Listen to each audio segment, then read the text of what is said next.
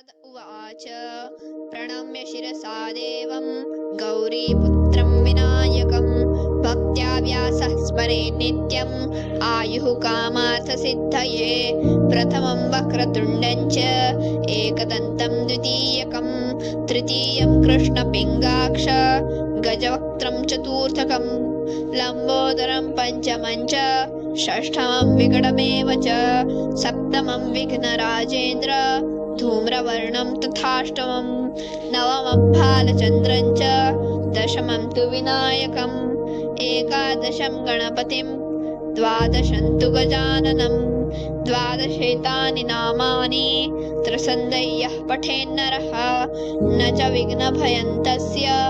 सर्वसिद्धिकरप्रभो विद्यार्थी लभते विद्यां धनार्थी लभते धनं पुत्रार्थी लभते पुत्रां मोक्षार्थी लभते गतिं जपेत् गणपतिस्तोत्रं षड्भिर्मासैः फलं लभेत् संवत्सरेण सिद्धिं च लभते नात्र संशयः